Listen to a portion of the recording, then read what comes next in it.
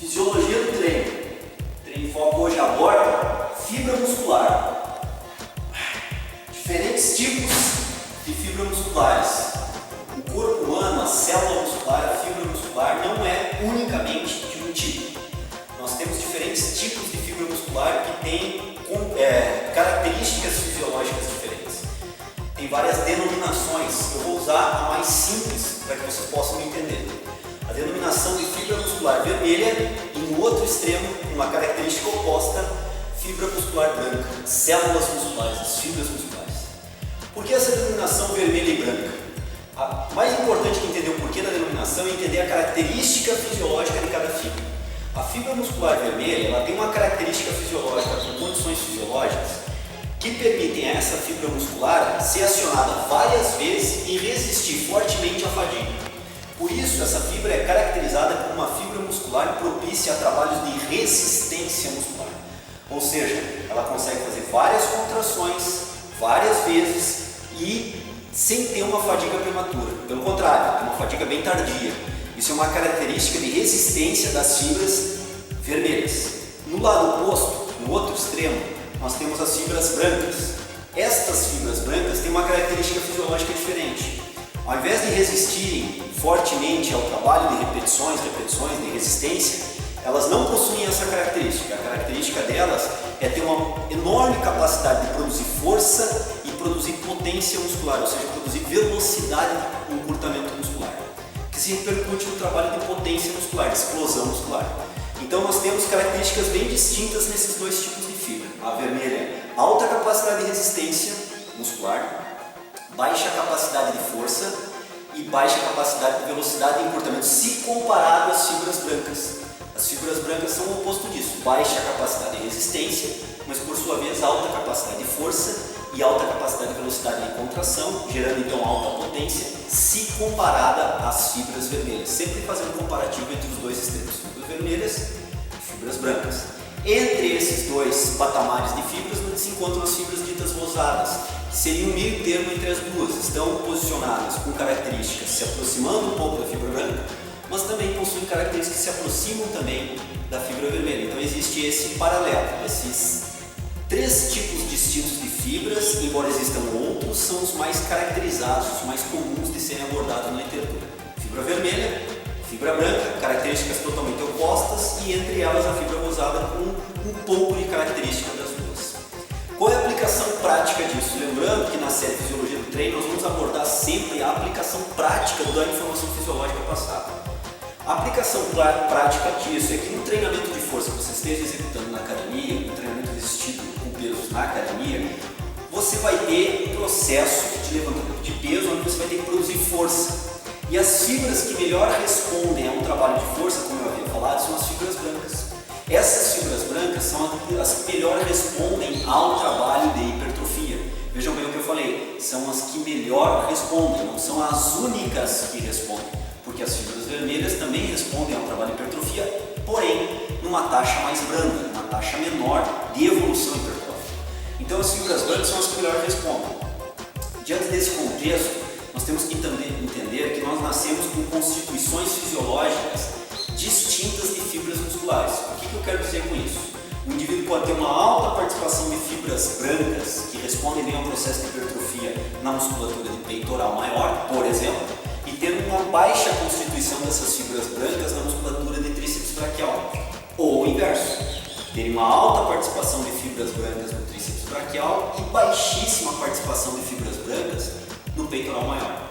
O que isso vai onerar no treino? O que você tem que levar para uma aplicação prática? Digamos que você faça um treino pesado de supino inclinado, declinado, supino plano, com séries específicas, com um trabalho de hipertrofia, um trabalho bem conduzido, bem executado por você e uma alimentação bem regrada. Nessas condições você espera um equilíbrio de evolução muscular, de hipertrofia muscular. Só que ao decorrer dos treinamentos, ao longo do tempo, você percebe que não existe esse equilíbrio. Você percebe, por exemplo, que a musculatura de peitoral evolui mais que a musculatura de tríceps braquial, uma velocidade maior de evolução. Você aplica exercícios específicos para tríceps braquial para ampliar o trabalho muscular em tríceps braquial, que é o que está dificultando a resposta hipertrófica. E mesmo assim, digamos que você ainda percebe uma certa dificuldade, não é igual ao processo de evolução muscular, de aumento de volume muscular em tríceps braquial e peitoral maior. O que você pode levar como uma das hipóteses para que isso esteja ocorrendo? Se você está se alimentando bem, se você está fazendo um treino bem equilibrado, se você agregou exercícios específicos para tríceps braquial, ele evolui, mas não na velocidade do peitoral maior, você pode ter um entendimento que no peitoral maior você tem uma participação das fibras brancas maior do que no tríceps braquial, ou seja, percentualmente eu tenho uma quantidade menor de fibras brancas no tríceps braquial do que no peitoral maior. Portanto, o peitoral maior consegue responder mais rapidamente a um treinamento adequado do que a musculatura de tríceps. Ou o contrário também pode ocorrer. Você pode verificar que no trabalho de supino, que envolve tanto o peitoral maior quanto o deltoide anterior, quanto o tríceps braquial com os motores do movimento, você pode perceber que a evolução do tríceps braquial é superior à do peitoral maior. A evolução, não estou dizendo que o peitoral maior não esteja. Nessas condições, você agrega mais exercícios específicos para o peitoral maior, o voador frontal, o crucifixo, para agregar uma carga de trabalho muscular maior. E mesmo assim você percebe que, embora amplie a evolução do peitoral maior, ele não acompanha a evolução do tríceps braquial. Nessas condições, uma hipótese bem plausível de ser colocada é que a quantidade de fibra muscular branca no tríceps braquial é muito superior à quantidade de fibra muscular branca do peitoral maior. E isso onera na capacidade de desenvolvimento da musculatura. Ou seja, questões genéticas também influenciam o desenvolvimento da musculatura entre fibras brancas, fibras rosadas e fibras vermelhas, como eu venho falando. Um outro exemplo bem claro de aplicação prática disso é com a musculatura da perna. O pessoal popularmente chama de batata da perna, os gastrocnêmios, medial e lateral.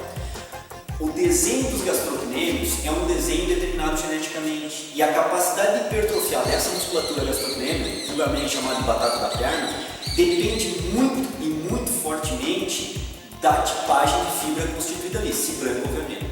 Por ser uma musculatura muito utilizada no ato de caminhar, no ato de deslocamento, é uma musculatura que tende a ter uma parcela de fibras vermelhas elevadas, justamente para permitir trabalhos de resistência, como o ato de caminhar, subir escadas, onde essa musculatura está fortemente envolvida. O que acontece com isso? Por ter uma constituição maior de fibras vermelhas e ter um desenho morfológico já anatomicamente moldado, geneticamente moldado, essa musculatura há uma dificuldade em desenvolvimento da musculatura de gastrocnêmio, uma dificuldade maior de desenvolvimento do volume muscular se comparado a outros grupos musculares, como o peitoral, como o glúteo, como o coxa, porque é uma musculatura extremamente usual em movimentos de resistência. Então o componente fisiológico da fibra vermelha ele é mais intenso e as fibras vermelhas tendem a estar compondo maior essa região muscular, o que leva muitos culturistas a terem dificuldade de hipertrofia em nível de equilíbrio com coxa, ou seja, a coxa evolui mais rapidamente do que a musculatura da perna, do que os gastrocnêmios. Isso é uma questão genética e isso você no treinamento terá que lutar contra essa questão genética da melhor forma. Nós iremos abordar outros princípios com essa relação em outras videoanálises de exercício. Fisiologia do treino. Se você está gostando da nossa série Fisiologia do Treino, curta a nossa página. Compartilhe com seus amigos, nos ajude a divulgar o material exposto. Nós contamos com vocês para a divulgação desse material e ampliarmos a possibilidade das pessoas conhecerem o nosso trabalho e ampliarmos a divulgação disso.